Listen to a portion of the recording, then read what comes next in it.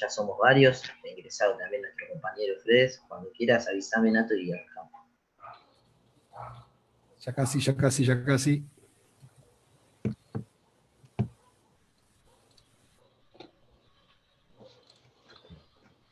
Todo tuyo. Buenas tardes a todos y a todas, y bienvenidos a esta videoconferencia programada por el Grupo de Ciencia y Tecnología de la Asociación del Personal Legislativo, este espacio que venimos trabajando desde hace 2 años, que nace de la convergencia de la Secretaría de Cultura, Ciencia y Tecnología, que tiene como secretaria Andrea Barbieri, a quien agradecemos la predisposición de siempre, de la Secretaría de Profesionales de APL, y agradecemos también al compañero Víctor Jolich por la apertura de este espacio que hoy estamos celebrando ya con nuestra charla en contexto de pandemia número 12, dentro del ciclo hacia la soberanía tecnológica, postura político-sindical, en la cual hemos trabajado 3 ejes. El primero fue el de la declaración de Internet como derecho humano, en el medio con un decreto de necesidad de urgencia emitido por nuestro presidente de la Nación, Alberto Fernández, en el cual un poco se implementó lo que hablaba el diputado Pablo Carro, quien nos acompañó en aquella oportunidad en esa charla. Luego hablamos en la segunda charla, sobre conectividad y educación. Nos acompañó la diputada Blanca Osuna, nos acompañó el diputado y compañero Hugo Yasky, y también la secretaria general de UTE, de docentes, Angélica Graciano. Es un placer para nosotros hoy contar con nuestro invitado, con Fernando Peirano, que es el presidente de la Agencia Nacional de la Promoción de la Investigación, el Desarrollo Tecnológico y la Innovación. A continuación, le voy a dar la palabra a Andrea Barbieri para ya de esa manera comenzar con la charla. Muchísimas gracias. Bueno, gracias Mati. Gracias Fernando por aceptar participar de este encuentro. Quería disculparle a nuestro secretario general Norberto Di Próspero, que a último momento le surgió un imprevisto personal y no va a poder estar presente en este conversatorio, en esta charla junto a vos. Pero bueno, quería agradecerte profundamente, lo mismo a Víctor y a todos nuestros compañeros y compañeras de comisión directiva, que desde, como bien dijo Mati, desde el inicio de esta pandemia venimos promoviendo todas estas charlas que aportan mucho contenido y mucha riqueza a todos los afiliados y afiliadas de nuestro sindicato. Como te tenemos acá ya en presente, no quiero utilizar mucho tiempo, sino poder disfrutar de tu presencia para que comiences tu exposición y que pueda haber un ida y vuelta con todos los que participamos de esta charla hoy acá. Así que reitero las disculpas por parte de Norberto Di Próspero y bueno, Mati, podemos dar inicio a la actividad. Muchísimas gracias, Andrea. Antes de comenzar, el grupo de prensa del Grupo de Ciencia y Tecnología elaboró un video que queremos compartir con todos ustedes, y luego vamos a escuchar a Fernando Peirano. Muchísimas gracias.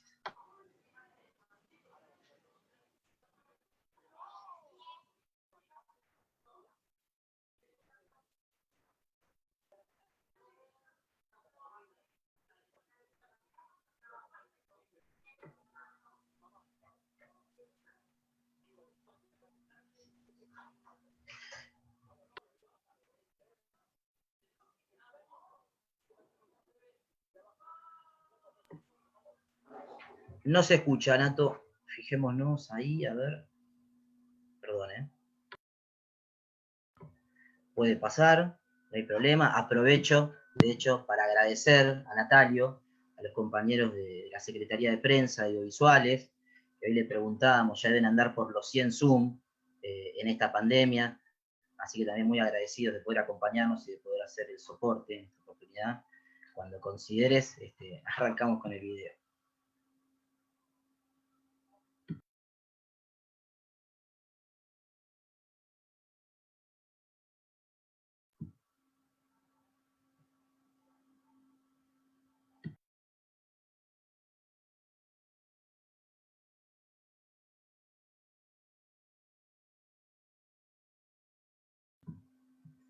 no se escucha el video, bueno, son cosas que a veces se dan. No sé si querés intentarlo nuevamente.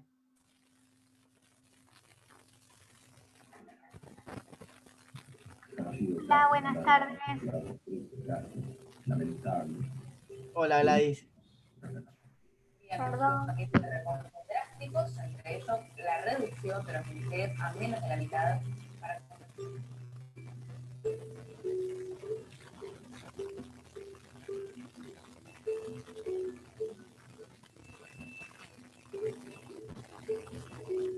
No tienen posibilidad de ingresar al plantel del Estado para investigar y tendrán que buscar en otro país.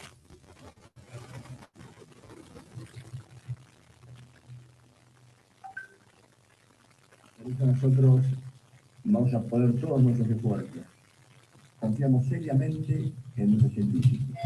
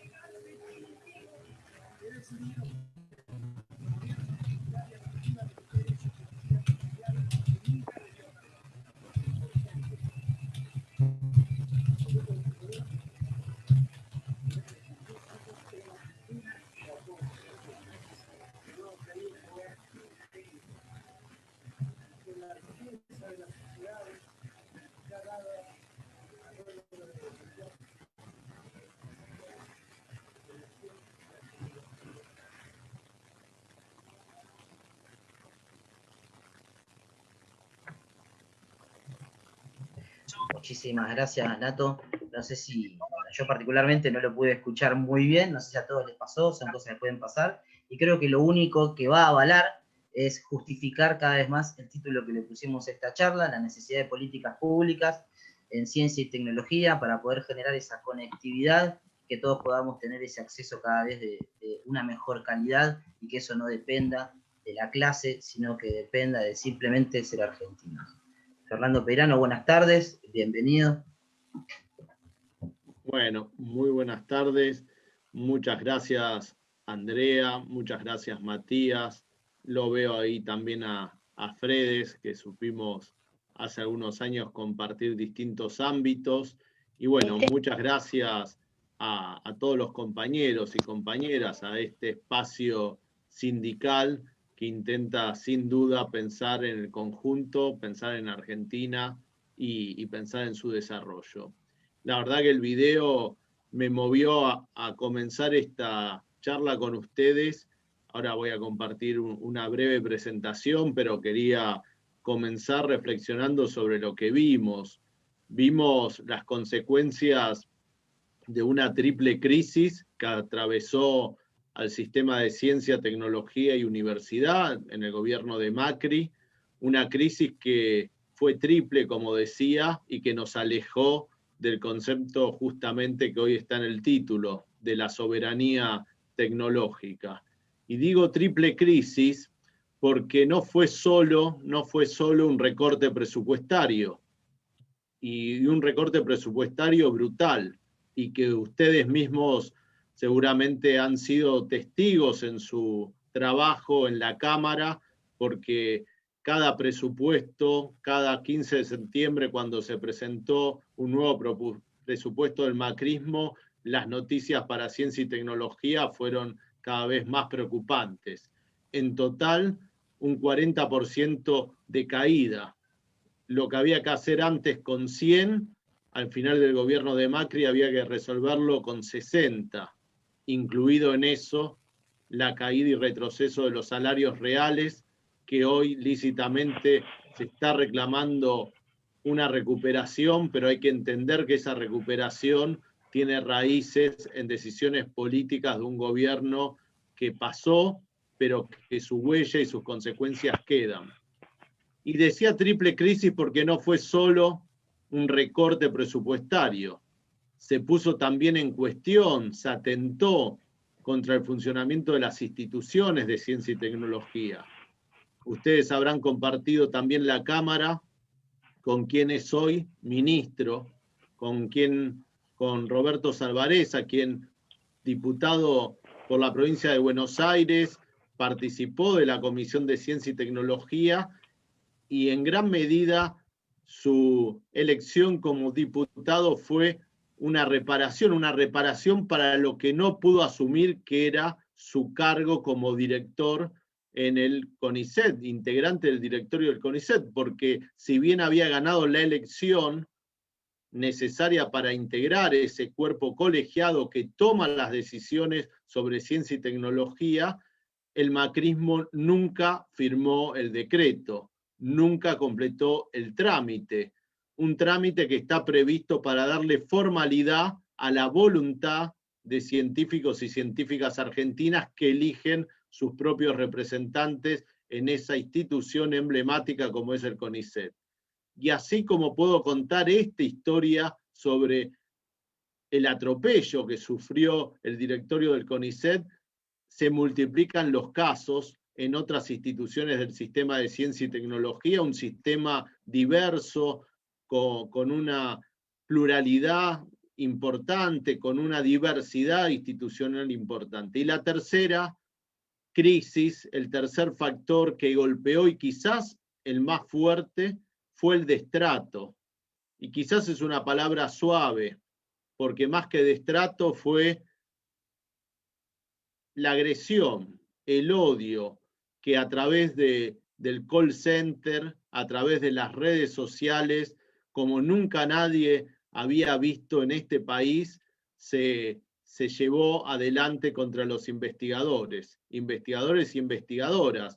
Se los trató de vagos, se los trató de ñoquis, se los trató de gente que no contribuye a un país con su conocimiento. Se habló, ¿no es cierto?, mucho sobre que el obstáculo de Argentina era precisamente el pensamiento crítico, el pensamiento reflexivo. Se dijo que los argentinos por ese camino no íbamos a poder avanzar, y bueno, realmente lo que cambió hace casi un año, ¿no? Nos acercamos el mes que viene al 27 de octubre, a ese día donde con el voto se volvió a cambiar el rumbo de este país, con el voto se volvió a poner de pie este país, y a partir de esa elección, estas tres crisis se fueron revirtiendo.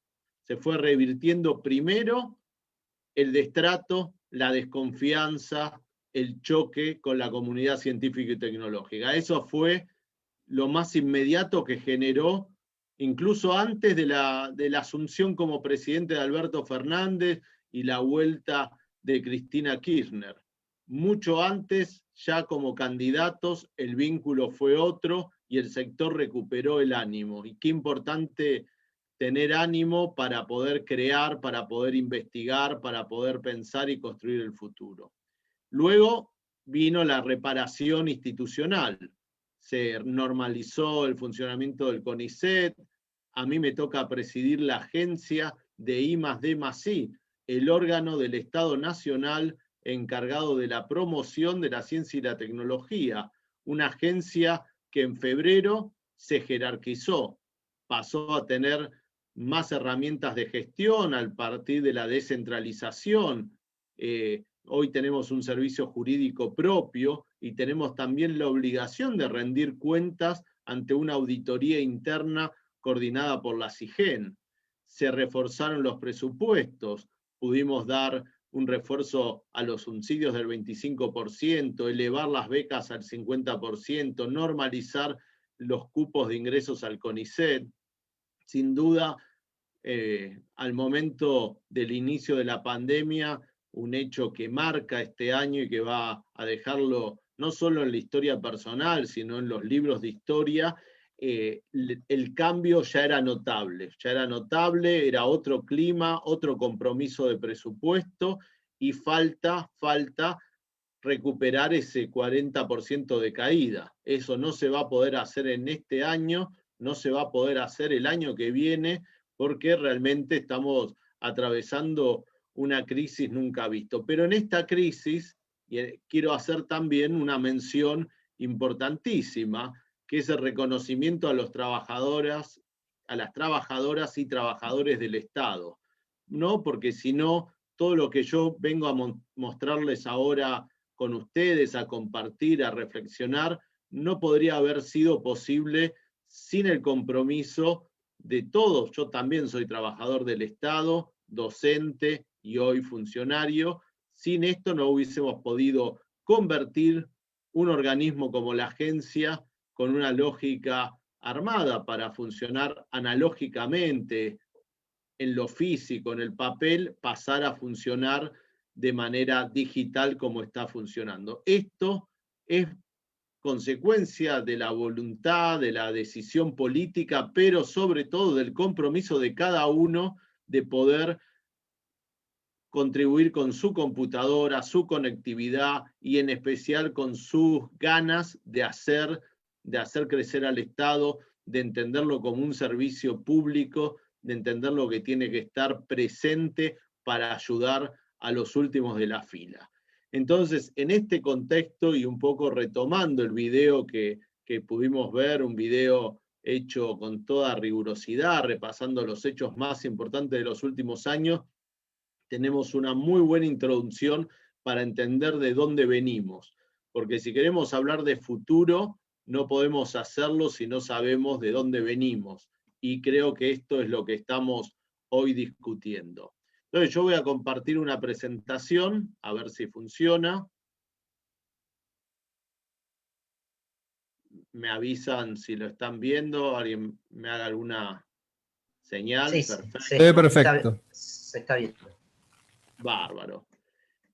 Y a ver, ¿qué les quiero contar con esta presentación? Les quiero contar tres cosas. Primero, un poco dónde hoy el desánimo nos gana, porque este virus no solo te enferma, sino que te bajonea, con razón, porque no vinimos a estar así, viéndonos a través de las pantallas, vinimos a trabajar en equipo, vinimos a levantar el país, a tenderle una mano al que más lo necesita, y hoy tuvimos que reinventarnos y muchas veces esto nos limita de cómo creemos que tiene que funcionar el Estado y la Argentina. Pero bueno, lo primero que quiero contarles es cómo imagino yo que la Argentina se puede levantar, dónde están los puntos de apoyo para que nos volvamos a levantar. Después, mostrarle cómo el sistema de ciencia y tecnología fue un factor clave para enfrentar al coronavirus, cómo estamos dando la pelea y ayudando al sistema de salud, la trinchera sin duda principal en esta batalla. Y por último, invitarlos a pensar lo que nos queda por hacer. Estos son los tres puntos de la presentación. Bueno, capacidades y desafíos. Creo que todos tenemos que adiestrarnos, que tenemos que hacer un esfuerzo en nuestro rol, en nuestra dirigencia sindical, empresarial, política, de ver cuáles son las capacidades que tiene Argentina. Y no es una tarea fácil, porque gran parte de las capacidades son invisibles. Invisibles porque son intangibles, algunas como es el conocimiento, como son las redes, como es la articulación, y otras son invisibles porque no nos la dejan ver, porque tenemos un velo mediático muy fuerte y donde quizás muchos hechos destacados de Argentina tienen muy poco protagonismo. Entonces tenemos que hacer este ejercicio de revisión y descubrimiento de capacidades que tenemos. A ver. La primer punto entonces es contarles que Argentina es hoy un país que tiene 3 fichas de un rompecabezas. Tiene la ficha de los recursos naturales. Estamos a mitad de tabla en el mundo. No somos millonarios en términos de capital natural como lo define el Banco Mundial. Estamos con un valor por debajo de lo que es Australia, Nueva Zelanda, Noruega, Dinamarca, Canadá. Y sin duda esos países sí son ricos en recursos naturales y pueden vivir de las rentas, pueden vivir de vender y explotar esos recursos naturales, y eso organiza las sociedades de una manera que muchos admiramos, pero hay que entender que eso es para pocos, no es un modelo que se pueda multiplicar para los 100 y pico de países que existen en este planeta. Pero tampoco estamos en la pobreza en capital natural, estamos en mitad de tabla, como les decía. También tenemos una industria y un sistema productivo en sentido amplio, con el agro y los servicios. Ahí hay tramas, hay saber hacer, hay pymes que saben atender a un cliente y que saben organizar una cadena de producción. Hay una transformación que va más allá de un eslabón o dos, que son cadenas largas. Hay pocos países que tengan esta empresarialidad, este trabajo de la mano de obra que tiene Argentina, esta cultura del trabajo que en los últimos años de la globalización se ha desquebrajado. Y esto es un activo también de Argentina, que no está perdido, está deteriorado pero no perdido.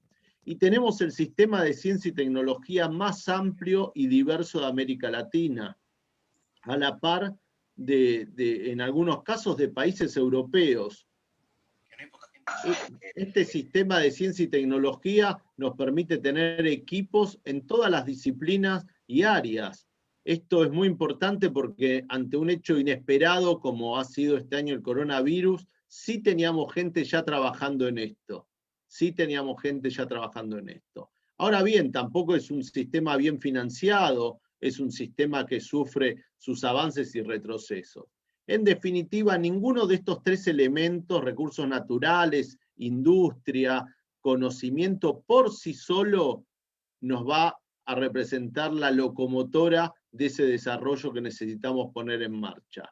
Porque tienen sus límites, tan golpeados como decía, pero si los combinamos podemos tener un vector al desarrollo muy interesante. ¿Combinarlos dónde? Miren, hay algunos temas donde es mucho más fácil sumar estos elementos. En el ámbito de la salud hay industria, hay farmacéuticas, hay hospitales públicos, hay universidades, hay científicos y científicas. En alimentos, para pasar de proteínas verdes a rojas, subir en la escalera de valor, ir hacia los alimentos funcionales, nutricionales. En ambiente, cómo transformamos lo que hacemos hoy, pero de una manera mucho más amigable y respetuosa con el medio ambiente. En la transformación energética, pasar de un país basado en el gas y el petróleo y avanzar hacia un país con energía eólica, solar, geotermia, con el litio, con el hidrógeno, con la energía nuclear. ¿Cómo podemos ir hacia un país de matriz diversificada? ¿Cómo podemos aprovechar la transformación que implica la difusión de lo digital? No solo en el ámbito del e-commerce, que es evidente, sino también en el mundo del trabajo, en el mundo de la educación y en el mundo del entretenimiento. ¿Cómo pensar estos espacios y temas para combinar estas 3 fichas que tiene Argentina para subir en la cadena de valor y sobre todo para ser un país no solo usuario de tecnología, sino también productor de soluciones tecnológicas? Bueno, esto se tendría que ver reflejado en el aumento de la I+D. En azul ven la suma de lo público y lo privado, en naranja la participación del Estado Nacional, en gris la participación del sector privado. Una I+D que es emblemática, sube cuando la institucionalidad y la política la apoyan. Miren el crecimiento que tiene entre el 2008 y el 2015. Baja y retrocede cuando la política y la institucionalidad le dan la espalda, cuando se degrada. miren lo que pasó en los últimos 4 años. Y cómo la que se mueve realmente es la línea naranja, que es la inversión pública. La inversión privada tiene una habilidad particular en este caso. Copia, sigue, replica los vaivenes del PBI argentino. Y digo que no es poco, porque si hay algo que se ha movido en Argentina para arriba y para abajo, para arriba y para abajo, ha sido el PBI. Sin embargo, el sector privado no puede salir de una lógica de inversión procíclica, acompañar los buenos momentos y retraerse en los malos. La política pública tiene que subir la línea naranja, volver a recuperar esa masa crítica de recursos puestos en ciencia y tecnología, pero también tiene que preocuparse cómo rompe esa tendencia inercial, ese acompañamiento pasivo que hace el sector privado en relación a la inversión y la marcha del PBI. Así que tenemos acá un desafío que lo vamos a poder lograr combinando recursos naturales, producción, ciencia y tecnología. Tenemos el desafío también de transformar este triángulo, convertir esto en un rectángulo, ampliar esa base. Un triángulo que expresa un país que en la última década en promedio ha tenido 600.000 empresas. Unas 600.000 empresas donde solo una de cada 10 tiene más de 10 empleados. Es decir, son organizaciones muy endebles, poco diversificadas, con poca capacidad de transformación. La verdad que saben ustedes lo que puede ser el día a día de una pyme de 4 o 5 personas. Es básicamente atajar penales. No hay tiempo para ampliar, para crecer, para manejar conocimiento. Y solo tenemos entonces una de cada 10 empresas que las podemos invitar a algo más. Pero tampoco alcanza con eso, porque de esas que las podemos invitar a algo más, solo hay una de cada 10, de nuevo volvemos a dividir por 10 y nos quedamos con 6.000 empresas que hacen del conocimiento, hacen de la innovación parte de su rentabilidad. El resto busca su rentabilidad de otra manera. Y estas 6.000 empresas se dividen de nuevo por 10 cuando esa apuesta por la innovación tiene una organicidad, tiene un compromiso de presupuesto, tiene profesionales propios. Solo 600 empresas en Argentina explican esa línea gris, explican ese I+D. Alguien dirá, ¿esto es mucho o es poco? ¿Cuánto es lo que vos pretendés? Mirá, España, con una población similar a la nuestra y un desarrollo que es mucho mejor que el nuestro, pero tampoco hablamos de Alemania, Japón, Israel o Estados Unidos. España tiene 7.000 empresas que hacen I+D, más de 10 veces el número que manejamos nosotros, y además este número se ve disminuido en su impacto porque es sumamente concentrada esa inversión. Solo 60 empresas explican el 80% de esta variable tan importante para el desarrollo. Y tenemos un tema generacional, porque las crisis tienen muchas consecuencias, algunas más visibles que otras. Una consecuencia es que pocos quieren asumir este desafío desde el sector privado. Hay pocos empresarios y mucho menos empresarios con otra cabeza, con otra energía. Solo el 6% de las pymes industriales tienen al frente un joven, alguien de 41 años o menos. Es decir, parte de esa actividad, de ese activo que es el know-how productivo, el saber hacer, se puede diluir solo por el paso del tiempo, por crisis y más crisis que no reviertan esta situación. Podemos perder esta trama si no revertimos rápido las condiciones y tenemos más y mejores nuevos empresarios.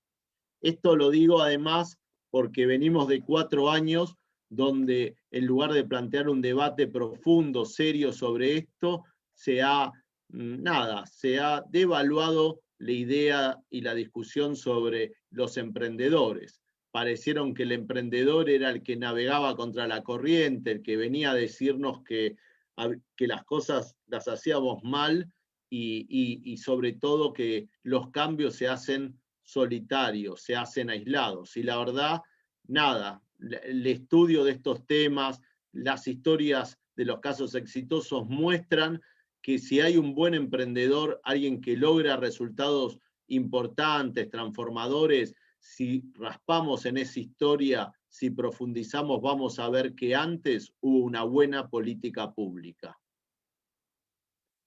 En definitiva, ¿cómo pienso yo la soberanía hoy? La pienso como la construcción de un margen de acción. Un margen de acción que lo tenemos que construir desde las políticas públicas, que lo construimos desde las políticas públicas. Cuando el país se endeuda, ¿qué pasa? Ese margen de acción se reduce al mínimo. Entramos en default y quedamos atados de pies y manos en términos de nuestra soberanía de tomar decisiones.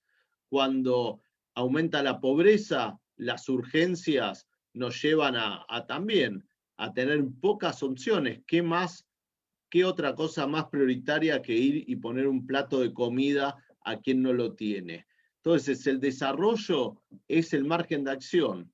Y hoy el margen de acción se construye desde las políticas públicas, se construye desde el Estado. Las políticas acertadas son las políticas que, más allá que de su resultado específico, son las que nos permiten más opciones cuando pensamos cómo vamos a caminar hacia el futuro. Cuantos más caminos nos abren. Y hoy en un mundo globalizado, un mundo interactivo, un mundo del cual no reniego, pero un mundo donde tenemos una globalización que sin duda tiene aspectos buenos y aspectos malos. Y hay que poder tener un margen de acción que mitigue lo malo y fortalezca lo bueno. Y eso un país sin soberanía, sin margen de acción, no lo puede hacer. Y esto lo señalo porque no vengo y no comparto la idea de la soberanía en términos de aislamiento. Al revés, la soberanía es la integración activa con un proyecto propio al mundo, a hablar con otros pueblos. Y esa es un poco la idea que traigo. Y eso es lo que nos va a permitir construir futuro.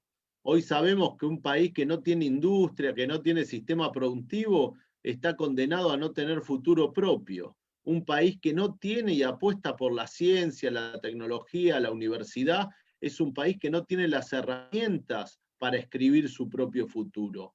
Por eso estamos discutiendo esto y es una forma de ver esta idea de la soberanía tecnológica. Ahora, esto lo podemos cambiar, esto se construye, esto es algo que está todavía en disputa o es algo que ya está perdido. Miren, la verdad, en estos meses dramáticos, difíciles, dije configurarlo, no me diste bola. Exigentes, tenemos ahí la demostración de la experiencia de lo que hemos podido hacer todos los argentinos y de lo cual nos pone tan orgullosos los científicos y científicas nuestros. Hemos conformado con el ministro Salvarezza la unidad coronavirus para compaginar bien los esfuerzos del CONICET, del ministerio y la agencia. Esta unidad le encomendó a la agencia rastrear entre sus 7.800 proyectos cuáles estaban en mejores condiciones de dar una respuesta inmediata frente a esta pandemia. Y encontramos en una búsqueda inicial 4 desarrollos de kit de diagnósticos, de aparatología simple que no requieren un laboratorio, que son los kits que han dado que hablar. Y en el día de hoy se presentó el quinto aprobado por ANMAT. Hoy Argentina tiene capacidad de identificar los anticuerpos y de identificar el virus mismo, porque tenemos de las 2 familias de kit. Y esta historia no es una historia tanto de sorpresa, sino de reorientación. ¿Por qué digo esto? Porque estos equipos de investigación estaban trabajando para resolver este desafío, este reto del coronavirus, no hoy, no ayer, no el mes pasado, hace 10 años. Empezaron buscando una solución para identificar virus en el ámbito del campo, frente a la siembra y la cosecha. ¿Cómo saber si una plantación está siendo afectada por un virus? No es fácil ir hasta una ciudad, llevar la muestra, pedir un turno en un laboratorio y regresar para tomar una decisión. Hay que tomar decisiones rápidas y localizadas. Y ahí se empezó a desarrollar una técnica de diagnóstico que era importante para simplificar los testeos. Esa técnica después migró, le dio la posibilidad a los que luchan con enfermedades ligadas con la pobreza, como el Chagas, la fiebre amarilla, el dengue, tener también herramientas para diagnosticar. Y ahí estaban en marzo, estaban trabajando sobre dengue. Y los convocamos, les pedimos, ¿pueden recalibrar esto para identificar un nuevo virus, el virus del coronavirus? Y lo pudieron hacer en menos de 60 días. Esas son las capacidades que nos van a poner de pie, esas son las capacidades que nos van a volver a llevar al desarrollo y la inclusión. También hicimos una convocatoria, que es una herramienta que tiene la política pública para llamar la atención y dar los recursos para reorientar el esfuerzo que hace esa gran plataforma de ciencia y tecnología que tiene el país. Recibimos 900 postulaciones de todo el país con propuestas. Elegimos 84 que ahora vamos a ver. Y también hicimos acciones con otros actores del sistema. La verdad, tuvieron más de 900 propuestas, fue una convocatoria muy puntual. Dijimos, tenemos un problema, el coronavirus, no es que vamos a llamar de manera genérica, ni vamos a apoyar según los currículums y la cantidad de papers que tenga cada uno. No, queremos apoyar soluciones concretas frente a esta pandemia. ¿En qué campo? En el campo de la prevención, el diagnóstico, el tratamiento y el monitoreo de todo lo que tiene que ver con esta pandemia.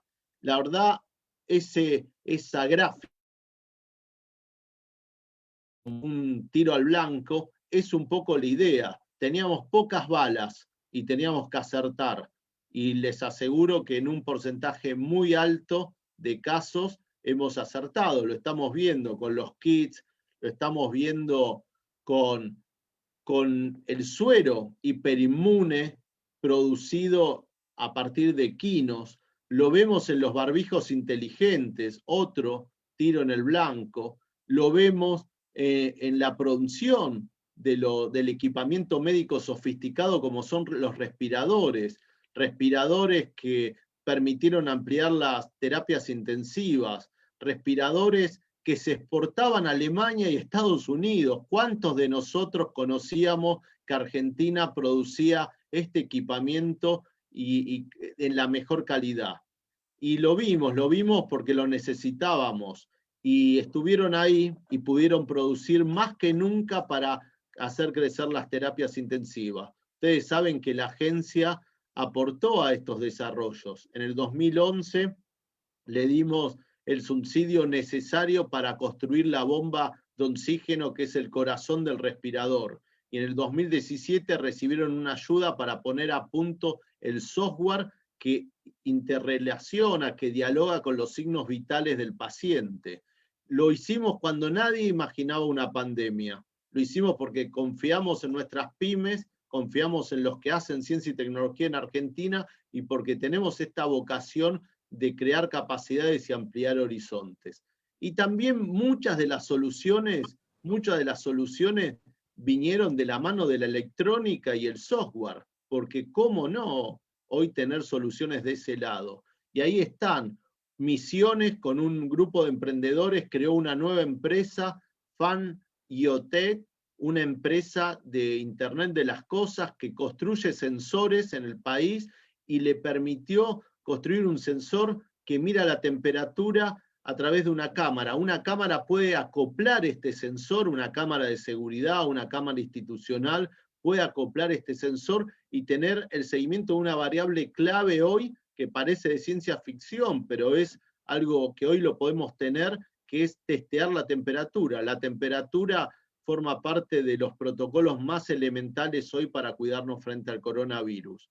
Piensen que muchas de estas cosas, los test, el tratamiento del suero hiperinmune, los barbijos, inteligentes, con nanotecnología, producidos en La Matanza y exportados hoy a España y el resto de Europa.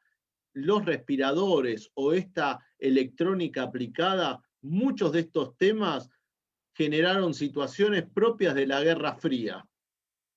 Las agencias de inteligencia saboteando compras internacionales para apropiarse de estos recursos.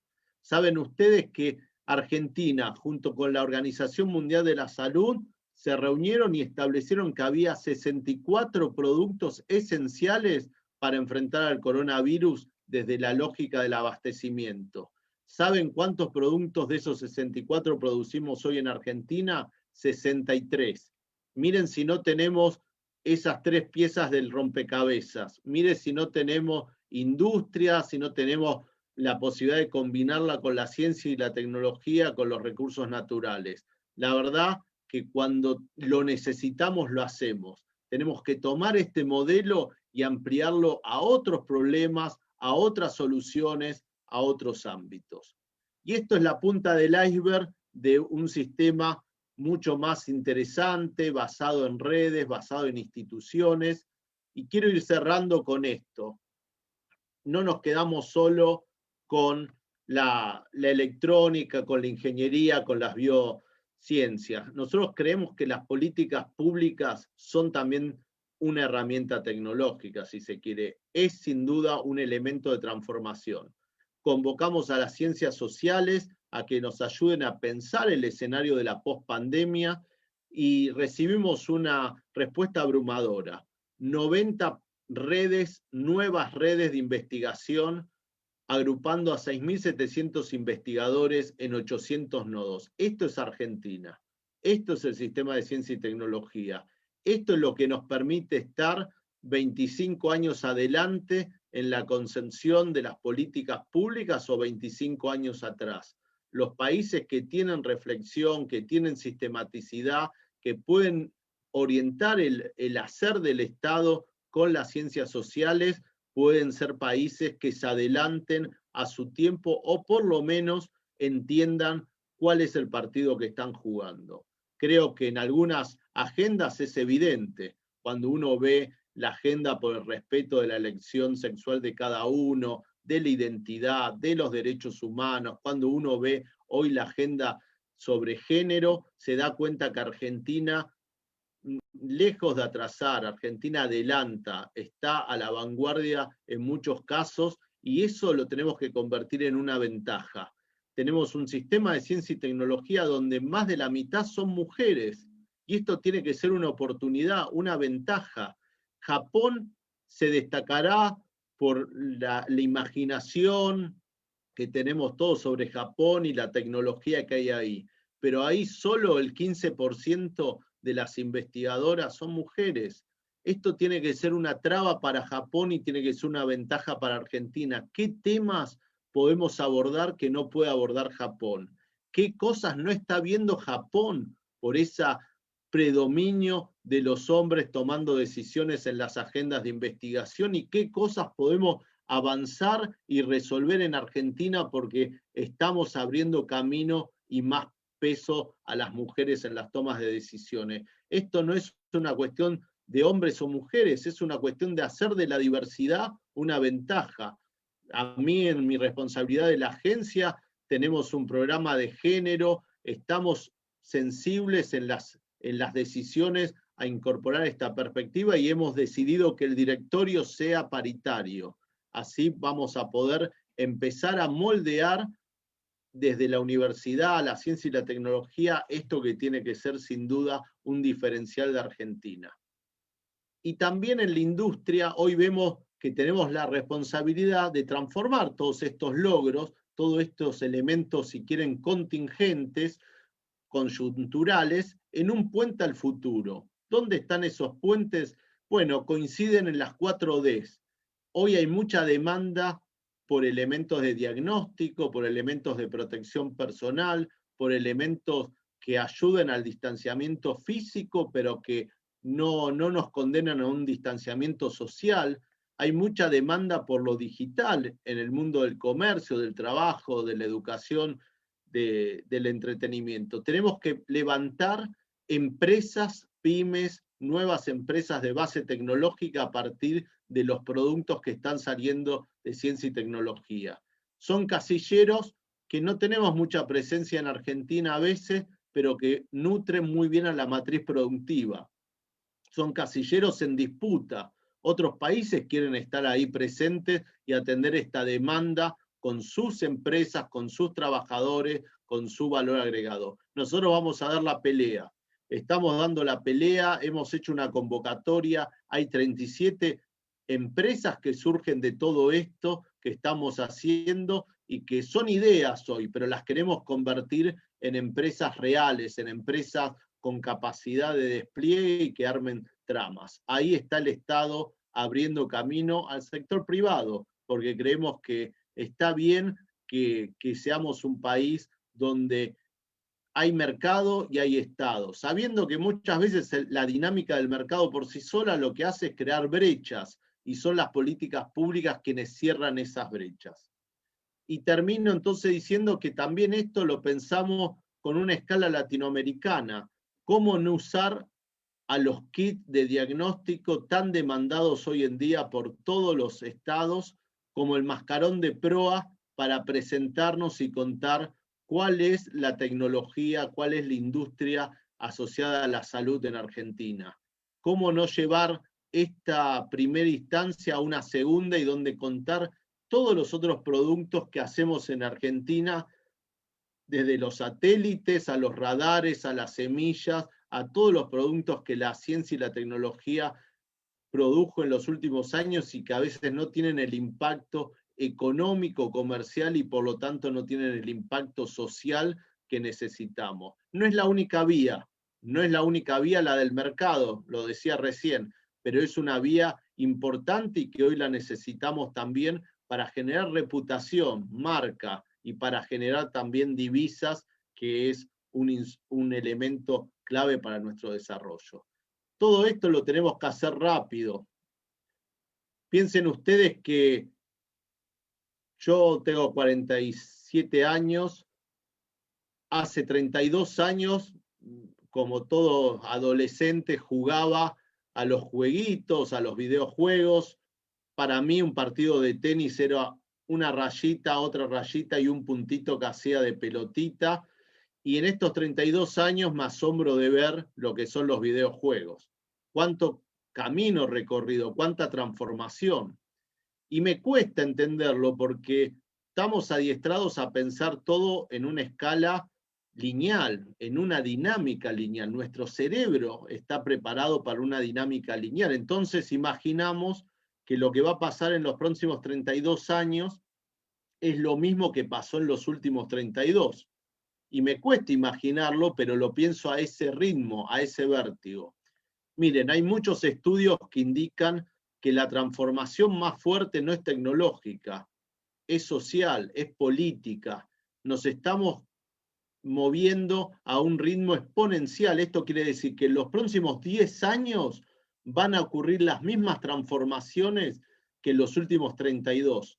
A mí me cuesta imaginarlo, pero ese es el desafío. Perder un periodo de gobierno, retroceder, tiene un costo enorme, mucho más que hace 50 años atrás, muchísimo más que hace 100 años atrás. Todo cambia más rápido y este es el ritmo exponencial. Nos cuesta pensar lo exponencial en 10 años lo que recorrimos en los últimos 32, pero es un poco el compromiso de por qué tenemos que acertar y el compromiso con las siguientes generaciones. Y piensen ustedes que esto no es ver autos voladores. Esto se juega mucho más en lo social. Hablamos del rol de la mujer, hablamos de varias cosas. Así en el 2005 veíamos un recital. Así lo veíamos en el 2013, ya a través de las pantallitas, y no es que estaba un elemento, un artefacto. Nosotros estábamos cambiando. Miren si no cambiamos tanto que en el 2000, en la última elección, hace 4 años en Estados Unidos, en momento del cierre de campaña, Hillary Clinton se presenta y miren cómo está la gente, de espaldas a quien hubiese sido el centro de atención y todos viendo sus celulares para sacar una selfie. Nosotros cambiamos mucho más rápido de lo que nos damos cuenta. La sociedad cambia, no es solo la tecnología. Entonces estos cambios exponenciales los tenemos que poder orientar, y las políticas públicas tienen una responsabilidad y un lugar en esto. Tienen que marcar el ritmo, tienen que marcar la orientación y tienen que marcar que nadie se quede afuera. Saber tender la mano para el que por distintos factores no puede acompañar los cambios. Muchas gracias, espero haber estimulado sus ideas. Tenemos unos 20, 25 minutos para conversar. Gracias. Bueno, veo que hay aplausos por todo el foro, somos más de 70, estamos también transmitiendo en Facebook en vivo, debe haber alrededor de 20 simultáneamente, 20 personas. Hubo preguntas que fueron pasando en el chat de Facebook, que se fueron contestando a medida que iba avanzando la charla. También habíamos preparado con el grupo varias preguntas y de hecho se fueron contestando también. Muchísimas gracias, Fernando, impecable, muy claro todo. Agradecemos a todos los miembros de la comisión directiva de APL que están presentes, agradecemos a todos los compañeros que están presentes también.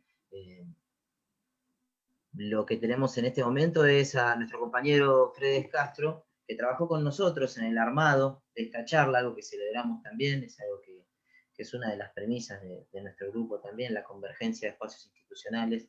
Le vamos a dar a Fredes la posibilidad y el momento para que pueda hacer una pregunta, y luego, si te parece, Fernando, acumulamos algunas preguntas más y luego te damos la palabra.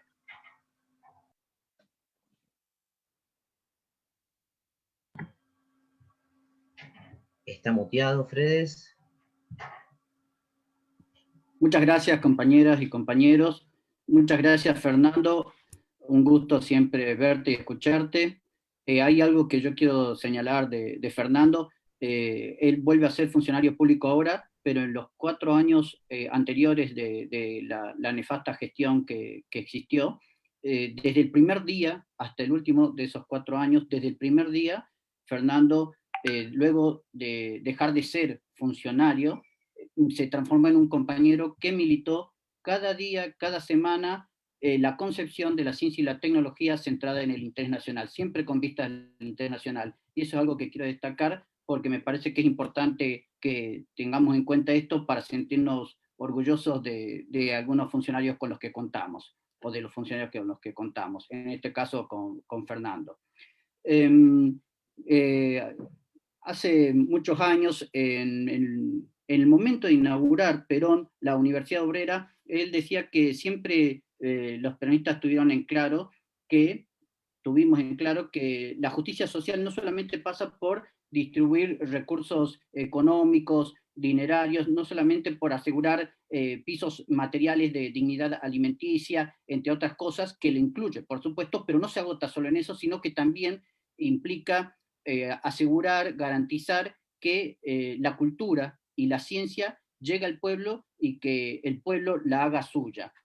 Por ello, enfatizaba tanto la necesidad de formar técnicos profesionales que no solo fuesen aptos técnicamente, sino también muy buenos ciudadanos y ciudadanas argentinas. La Carta de Ciudadanía Patriótica iba necesariamente acompañada de la formación técnica que, como bien lo dijo hace tan solo una semana, si no me equivoco, en una charla que tuvo Norberto Di Próspero con Claudia Bernaza, el saber, la expertise nunca es algo neutral, siempre requiere de un compromiso político y en este caso uno patriota. Es lo que uno detecta en todas las acciones y gestiones que está desarrollando este gobierno y que también describiste, Fernando. Ahora, me surge una pregunta a partir de esto que fue realmente fascinante que indicaste con respecto a Japón. Vos decías, en Japón, no sé si el 10-15% del personal de ciencia y técnica está compuesto por mujeres, mientras que en Argentina el 50%. Allí hay una mirada muy importante y un aporte tremendo que puede hacer Argentina. Y me surge esto a partir en particular de una iniciativa reciente de la que podés contarnos algo, Fernando, la denominada Red ISPA, que ha emitido un informe ya, que es una agrupación de centros e instituciones que trabajan en la ciencia y tecnología a nivel estatal, y que a través de esta red lo que buscan es una sinergia, una convergencia en las acciones para desarrollar una investigación y una producción de mejores políticas públicas. Me parece que interesante que comentes un poco esta experiencia, y te agrego otra pregunta, porque en el lanzamiento, en la explicación que hacen de la red ISPA, señalan que tienen como una gran ambición la de trascender esta idea de que lo innovativo, productivo, se circunscribe a los trabajos de laboratorio, a la investigación de gabinete. Buscan ir más allá.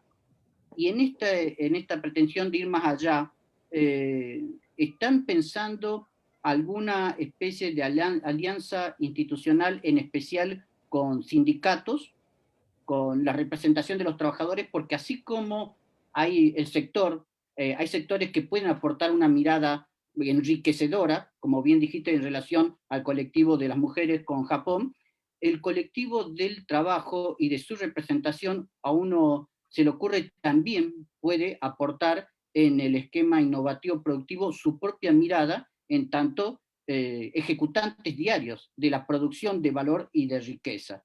Entonces, he allí las preguntas que te hago, Fernando, y agradezco por esta participación. Gracias, compañero. ¿Preferís contestar esas preguntas, Fernando, o juntamos algunas más? Como usted prefiera. No, dale, sumemos 2 más y después hago una devolución en general. Genial. Ezequiel Massa había hecho una pregunta. A ver, ese. Dale. Gracias, Mati.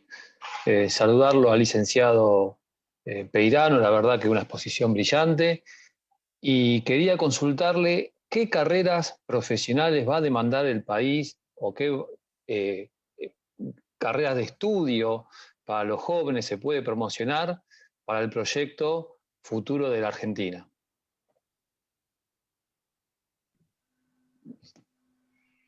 Gracias, ese. Había una pregunta de Rodrigo Aromataris. No sé si está ahí, Rodrigo. Hola, ¿cómo va? Buenísima la charla, y me gustó mucho cuando hablaste de toda la relación entre la producción del conocimiento y la ciencia aplicada, porque muchas veces se habla como si fueran cosas aparte, y relacionado con esto de la innovación también, que se habla como si fuera un descubrimiento que sale espontáneamente. Te quería preguntar, a veces la innovación viene contenido de mucho marketing y que es siempre superadora porque es algo novedoso. Y bueno, ¿cómo podría hacer un ciudadano a pie para diferenciar lo que son espejitos de colores de lo que es una innovación en serio o algo que aporte? O sea, ¿qué preguntas se tenía que hacer? Muchas gracias. Gracias, Rodrigo. Bueno, para completar solamente una que hay acá en el chat que hizo Fernando Togni, me gustaría saber qué rol cuantitativo pueden desempeñar las energías renovables en la matriz de producción energética, y si cree que pueden disputar espacio a la energía nuclear. Y por mi parte, como para cerrar, ¿cuál pensás que es el rol que deben cumplir los sindicatos y de qué manera se puede aportar a la convergencia de conocimientos para generar capacidades y más trabajo también en el futuro, sobre todo pensando en un escenario post-pandemia? Bueno, excelentes los disparadores. La verdad que cada uno de los temas da para construir una mirada compartida, debates, etc. Sobre lo que decía Fredes, miren, yo soy un convencido y un comprometido con un Estado mejor. Un Estado mejor es la llave para el desarrollo. Esto lo muestra la literatura económica, lo muestra la historia, lo muestra el presente. Tenemos que tener un Estado mejor para tener un país con más oportunidades de desarrollo.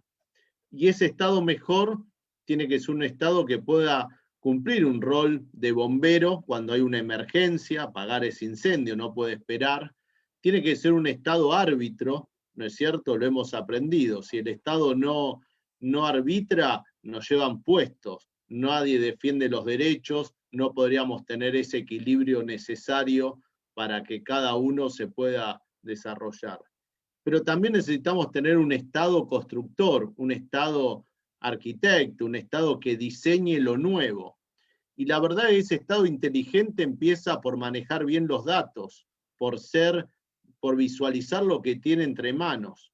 Y hay un montón de información en el Estado. El Estado es una organización basada en la información. Y la verdad que la red ISPA, que es Investigaciones Socioeconómicas para Argentina, una hermosa sigla, ISPA, agrupa a 3 centros de estudios que funcionan dentro del Estado. La verdad, la caricatura que se hace del Estado en algunos programas de la noche no solo indigna, sino que está muy lejana, parece que es un lugar, no sé, un aguantadero, ¿no? En el Estado se trabaja, se piensa, se diseña, se evalúa. Las políticas públicas son buenas cuando cumplen un ciclo de evaluación y rediseño.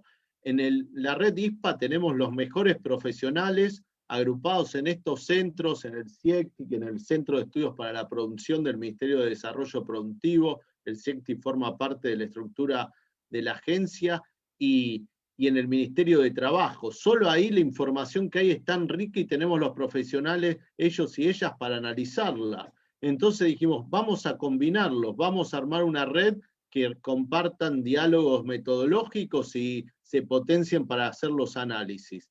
Y esta red va creciendo porque hoy, por suerte, no solo se contagia el coronavirus, también se contagia el entusiasmo y las ganas de hacer algo distinto. Y ya hay otros centros del Estado, el Centro de Estudio en Economía Internacional de Cancillería, las áreas, subsecretarías y direcciones del Ministerio de Economía. Bueno, habrá que buscar todos los que quieren estar funcionando de manera articulada y reconocerse unos a otros y combinarse en eso. Así que la red ISPA era algo que traje de mi experiencia anterior, de saber que ahí había una chance para hacer algo mejor, y el 1 de enero ya lo estábamos haciendo y se concretó y pudo ser un observatorio en tiempo real de lo que estábamos haciendo en la pandemia. Así que hay un Estado que siempre lo vamos a poder seguir mejorando y construyendo, y ese es el espíritu de la red ISPA. Me preguntaban de las carreras.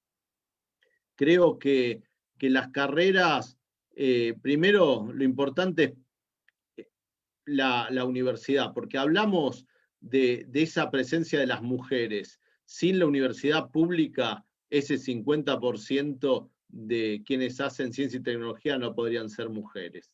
La universidad pública es lo que explica esa marca argentina. Una universidad abierta, plural, gratuita, es amplia, bien difundida, presente en todos los territorios. Eso, ahí están los activos de Argentina, de los cuales no tenemos que renegar. Algunos lo tienen más claro que nosotros.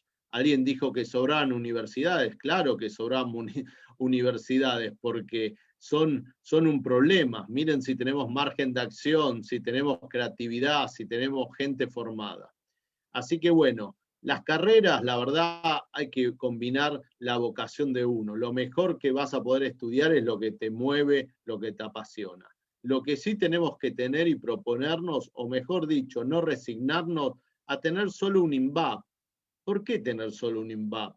¿Por qué no tenemos 10 INVAP en este país? ¿Por qué no tenemos más institutos Balseiro? Si son un orgullo, ¿cuántos países le gustaría tener el INVAP y el Balseiro? ¿Por qué no nos proponemos multiplicar esas experiencias? Y sin duda, hoy hay que estudiar cómo moldear el ritmo y la orientación de esta transformación digital, de esta industria 4.0. Tenemos que hacer nuestra propia hoja de ruta argentina hacia la industria 4.0. No podemos tomar lo que dice el foro de Davos, ni la batalla y guerra fría que hay entre Estados Unidos y China como referencias. Tenemos que tener nuestra propia posición, basada en nuestra historia y basada en el futuro que queremos construir. Y ahí van a estar, sin duda, las demandas y las oportunidades sobre qué estudiar. Entonces, esos son temas claves que ustedes un poco traían acá a esta discusión. También me preguntaban ahí por el chat sobre el tema y otra intervención sobre la innovación y el sentido social de la innovación. Miren, la verdad que el ejercicio de problema-solución es un buen ejercicio para diferenciar y separar la paja del trigo. Si nosotros apoyamos innovaciones, desarrollos tecnológicos, focalizando en un problema, vamos a tener una buena orientación y no vamos a tener esas investigaciones que no sabemos a dónde van. Pero bueno, desarrollar y plantear problemas es justamente una de las funciones políticas más difíciles, porque construir el problema es la clave de la respuesta. Si uno define que esto es un problema, está empezando a actuar sobre él. Entonces es algo que no le podemos delegar a nadie, es una responsabilidad de las políticas públicas. Y Matías, me olvidé de lo que me preguntaste, recordámelo, porque con tantas ideas... ¿Cuál pensás que podría ser el rol de los sindicatos para favorecer el desarrollo, la convergencia de conocimiento, de generar esos saberes, y más en este escenario que no sabemos cuándo será, pero será de post-pandemia seguro? Mirá, primero tenemos que hacer un ejercicio de representación. Cuando hablamos de lo público y lo privado, si hay un periodista, incluso de los que más leemos y nos caen mejor, si tiene que ilustrar eso, pone a un funcionario y a un empresario. Tenemos que hablar de lo público y lo privado como el encuentro con la producción, y la producción la hacen los trabajadores. Nosotros habíamos hecho una experiencia importante, que es el CITRA, el Centro de Innovación de los Trabajadores en alianzas con la UMED, que posiblemente el sindicato de ustedes lo integre porque es una confluencia de más de 30 sindicatos.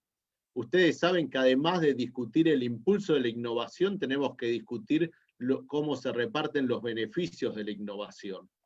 Cuento una anécdota muy breve. En el mundo de los colocadores, de las obras, de la construcción, muchos productos requieren de ese saber obrero que es del colocador. Empresas grandes, Claucol y otras, van y le preguntan a 50 colocadores qué opinan de esta nueva formulación, de este nuevo producto. Lo que nosotros quisimos, que esos trabajadores que daban sus respuestas y ayudaban a construir un mejor producto para la empresa, tengan un reconocimiento y por qué no una participación en esos beneficios. La verdad que esto necesita de nuevas instituciones, de nuevas reglas. Tenemos que dar esa discusión. Eso alimenta la innovación, no la ahoga. Lo mismo que contraponer tecnología y trabajo. En un país de desarrollo intermedio como Argentina, la tecnología, las pymes que invierten en tecnología generan nuevos puestos de trabajo y pueden pagar más. No es verdad que en nuestro país la llegada de la tecnología nos inhibe, nos saca puestos de trabajo. Tenemos que apostar. Ahora hay que ser inteligentes, no es cualquier tecnología, no es pensar la industria 4.0 como robots. La industria 4.0 tiene que ser conocimiento, datos, algoritmos, no venir a reemplazar un trabajo de manera apresurada. Entonces, por eso yo decía que las políticas públicas tienen que marcar el ritmo. Sin duda, los sindicatos tienen que ser parte de esta discusión de la transformación y tienen que saber que lo que sí está amenazado a veces por la tecnología y las nuevas formas de trabajar, de hacer negocios, es el estado de bienestar como lo conocimos, porque se modifica la forma de tributar, se hace más evasiva la forma de cobrar impuestos, y entonces si las empresas se pueden mover de una adelante y atrás de una frontera, nos va a ser cada vez más difícil cobrarle impuesto a las empresas y va la recaudación a caer más sobre la espalda de las personas que están afianzadas, que están afincadas, que no se pueden mover tan fácilmente. Entonces el estado de bienestar, tal como lo conocimos, esa estructura de reparto, se va a modificar, como se van a modificar también los bienes públicos claves. Hoy, antes eran los puertos y las autopistas, en la época de los planes quinquenales. Hoy es la conectividad, el ancho de banda y la latencia. No solo es la conectividad y el ancho de banda, si no tenés buena latencia, ese ping-pong, esa velocidad de respuesta de Internet, no podemos aprovechar estas herramientas. ¿Cuáles son los nuevos bienes públicos? Eso no lo van a contestar. No esperemos que lo contesten los empresarios. Eso lo tenemos que contestar desde los trabajadores y desde el Estado. Bueno, muchísimas gracias, Fernando Peirano. Bueno, habíamos arreglado un tiempo, así que bueno, por una cuestión de respeto y por el compromiso asumido, agradecerte la presencia, agradecer a todos la presencia y también la participación, ¿no?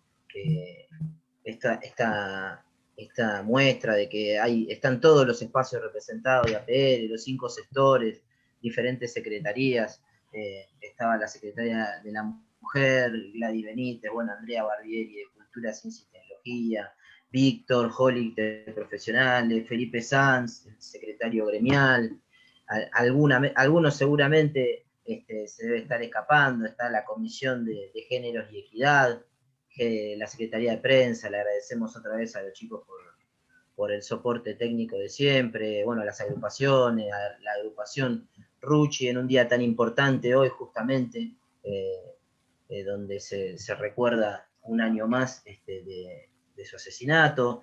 En sí, lo que queremos hablar es esta convergencia también, que es un poco lo que hablaba Fernando cuando mostraba su PowerPoint de lo que realizan con la agencia, la necesidad de unir conocimientos y también converger en estas cuestiones. Por nuestra parte, lo liberamos a Fernando, te agradecemos, y bueno, si querés decirnos algunas palabras, además de agradecerle lógicamente a Norberto Di Próspero, nuestro secretario general, que sin su gestión y sin habilitar todos estos laburos que venimos haciendo, nada de esto podría ser posible. No, mirá, primero les quiero reconocer la importancia del espacio, les quiero agradecer la calidez, a pesar de lo digital, de los ceros y unos, sentí estar entre compañeros y compañeras, y la verdad me gustaría proponerles como una actividad para que le acerquen al secretario general, la oportunidad de visitar un laboratorio o un desarrollo tecnológico, una pyme argentina, que puedan ustedes venir. La agencia acompaña a 25.000 investigadores, a 5.000 pymes, a más de 200 empresas de base tecnológica. Sería muy bueno ese diálogo, ese acercamiento. Muchos son otros trabajadores del Estado, que cumplen otro rol, que tienen otra trayectoria, pero formamos parte del sector público. Y por qué no tener ese diálogo un poco, porque ustedes están en un lugar central, se hacen las leyes y la ciencia y la tecnología es una apuesta a largo plazo y necesitamos tener esa perspectiva y ese respaldo que dan las leyes. Así que cuando esta pandemia pase, cuando le ganemos, cuando nos estemos poniendo de pie todos los argentinos y argentinas, ¿por qué no nos juntamos, vemos la forma de implementarlo y hacemos una visita de ustedes como sindicato y poder charlar en un laboratorio o en una empresa tecnológica? Bueno, queda hecha la propuesta. Muchísimas gracias, Fernando. Se lo trasladaremos a Norberto y seguramente lo podremos concretar. Muchísimas gracias a todos los que estuvieron, a todas. Bueno, ahí veo también a los compañeros de la agrupación 17 de octubre, a los combatientes, a la Comisión de Combatientes de Malvinas. Gracias a todos y a todas. Nos vemos la próxima. Un abrazo grande.